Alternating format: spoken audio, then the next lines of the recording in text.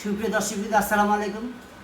সম্প্রতি একটা video viral হয়েছে, আপনারা দেখেছেন এবং অবগত আছেন যে শিল্পী হাসান আর্কের ব্যান্ড শিল্পী মর্মান্তিক একটা ঘটনা ঘটেছে। সত্যি দুঃখজনক ঘটনা, যা আমি ভাষায় প্রকাশ করতে পারবো না। আমরা এই যে বাঙালি যে কত নিচু জাত, তার একটা দৃষ্টান্ত আমি দেখলাম নিজ চোখে। কতটা ছোট, কতটা ন্যারো মাইন্ডের হলে এই কাজটা আমরা করতে পারি। আজকে বিগত দিনগুলিতে আইবচের একটা কথা বলি। আইবচে বলে গেছিল কুমিল্লায় একটা স্টেজে যে যতদিন পর্যন্ত শিল্পীদের সম্মান না দেওয়া না হবে, এই ভিডিওটা কিন্তু এখন আছে, যত পর্যন্ত শিল্পী তার সঠিক মর্যাদা না পাবে ততদিন আমার ছেলে স্টেজে উঠবে না। আমার ছেলেকে বলেছি তোমার এই পেশায় আসার প্রয়োজন নাই। আসলে আমরা শিল্পীদের কত ভালোবাসি, শিল্পীদের সম্মান দিতে জানি না। একটা শিল্পী তো কতটা কাঠখড় পুড়িয়ে একটা শিল্পীর জন্ম হয় সেটা আপনারা জানেন না। কণ্ঠ সবার হয় না। সেই কিংবদন্তি আইব বচ্চন আজ নেই, তার কথাটা ঠিকই রয়ে গেছে, তার গান রয়ে গেছে, তার গানে ভালোবাসা আছে, তার গানে ভালোবাসা হয়। জেমস ধীরে ধীরে চলে যাচ্ছে, তাদের বয়স হচ্ছে। হাসান এখনও, আপনারা আরেকটা হাসানের ব্যাপারে আরেকটা কথা বলি, আপনারা বের করতে পারবেন হাসানের একটা বদনাম। অন্য অন্য শিল্পী, অনেক শিল্পী, নাটক শিল্পী, অভিনয় শিল্পী, চলচ্চিত্রের শিল্পী, তাদের একটু না একটু বদনাম আছে। হাসানের কোনো দিকে কোনো বদনাম আছে? বিন্দু পরিমাণ বদনাম নাই, তিল পরিমাণ বদনাম নাই, সুতা পরিমাণ বদনাম নাই। তাহলে তাকে এই কেন লাঞ্ছিত করবেন আপনারা? এটা অন্যায়। আমি ধিক্কার জানাই যে এই কাজটা করেছে। নিশ্চয়ই তাদের সঠিক সিদ্ধান্ত নেওয়া উচিত। যারা কমিটি গঠন করে হাসানকে এনে এই গান পরিবেশন করেছেন তাদেরকে আমি সময় দিচ্ছি। সরি, আমি সময় দিলে ভুল হবে, কারণ আমি কিছু না, আমি এটার জাস্ট বিপরীত একটা ব্যাখ্যা দিচ্ছি। এই কারণে যে সঠিক মূল্যায়নটা যাতে হাসান পায়, যাতে আমাদের পরবর্তী জেনারেশন শিল্পীরা যাতে শিল্পীদের সঠিক মূল্যায়ন পায়, এই জন্য কমিটির উচিত যে এই কাজটা অপরাধ করেছে তার সঠিকভাবে তার আইনের আওতায় আনা উচিত আমি মনে করি। আমার এই ব্যাপারে আপনারা যদি একমত হন তাহলে অবশ্যই কমেন্টে জানাবেন। আপনারা ইন্ডিয়াতে যে ঘটনা ঘটেছে, 3 দিনের মধ্যে কিন্তু আসামি ধরে ফেলেছে। আর বাংলাদেশে এই কত মারা যায়, কত হয় বাচ্চাদের, আমি অনেক কথা বলতে চাই না, আপনারা বুঝে নেবেন। এই যে 3 দিন পরে আর কোনো ফজিতি থাকে না, 3 বছর হয়ে গেল, অনেক বাচ্চাদের যারা ডিস্টার্ব করেছে, মেরে ফেলেছে গলা টিপে, তাদের কিন্তু বিচার এখনও হয় নাই। তো আমি মনে করি এইটা হবে কিনা আমি জানি না। তারপর আমি উচ্চ স্থানের আমার ভিডিওটা সবাইকে পৌঁছে দিবেন, যাতে সবাই জানুক যে এই ব্যাপারটা। আর কোনো শিল্পী আসবে আমাদের আমরা যদি যখন শিল্পীদের সম্মান করতে পারবো না, শিল্পী তো আর হবে না। আজম খান চলে গেছে, আজম খানের স্মৃতি রেখে গেছে। আজম খান, আইয়ুব বাচ্চু, জেমস, এদের গান কাঁদায়।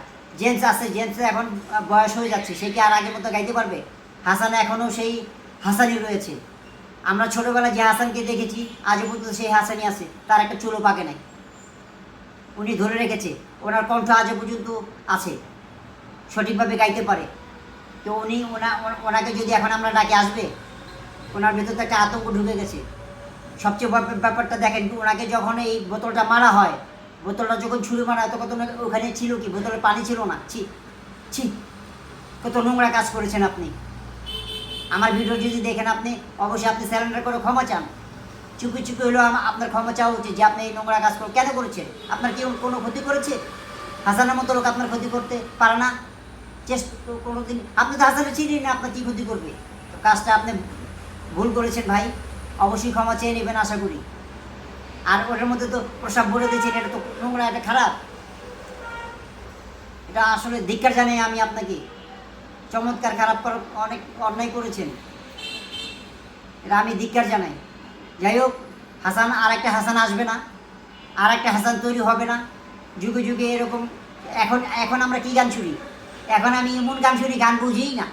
যেমন আমি এই যে হিপহপ, তারপরে কি গান, মানে আসলে আগের গান তো আমরা শুনতাম, বুঝতাম, বোঝা যেত। আর এখনের গান কঙ্কাল, যা থেকে অবাক হলাম, নিচে তাতে কলঙ্কিত পরিচয় এই জীবনে, এইটা যদি নিযুক্তি পাওয়া হয় তাহলে কি বুঝবেন আপনারা? ভালো বুঝবেন না। যাই হোক, আমি আর কথা বাড়াবো না। কথা বলতে চাই একটাই, আপনারা শিল্পীর সঠিক মর্যাদা করতে শিখুন, শিল্পীকে সঠিক সিদ্ধান্ত নিয়ে সম্মান দিতে শিখুন। শুধু শিল্পী কি না, আপনি আমাকে সম্মান দিবেন, আপনাকে আরেকজন সম্মান দিবে।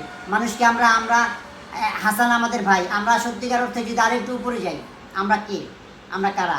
আমরা আদম সন্তান, আমরা একে অপরের ভাই। তো ওই হিসেবে যদি আমরা চাই তাহলে আমাদেরকে কারো কোনো অপরাধ নাই। আমরা চাইবো সঠিক সবাইকে সম্মান দিতে, মূল্যায়ন করতে। হাসান ভাইকে শ্রদ্ধা জানাই, ওনাকে আবারও শ্রদ্ধা জানাই, বিনম্র শ্রদ্ধা জানাই হাসান ভাইকে। উনি কিন্তু আরেকটা জিনিস, গান কিন্তু থামান নাই। উনি এই অত্যাচার হওয়ার পরে কিন্তু গান গেয়েই গেছেন। আরেকটা বিষয় আমি বলতে চাই, হাসান ভাই কেন আমি ভালোবাসি, শুধু আমি না, লাখো ভক্ত আছে হাসান ভাইকে ভালোবাসে। আমাদের এশিয়াটিক মার্কেটের সামনে এশিয়াটিক আমার আঙ্কেলে উদ্বোধন করবে, সেই সময় হাসানকে আনছিল। তুমুল বৃষ্টি, হাসান সাহেব কিন্তু গান ছাড়েন নাই। বৃষ্টির মধ্যে তার দর্শকরা ভিজে ভিজে গান পরিবেশন করছেন, সেই স্মৃতি আজও আছে। হাসান ভাই গান গাচ্ছেন, দর্শকরা আমরা যারা আছি সামনে ভিজতাছি।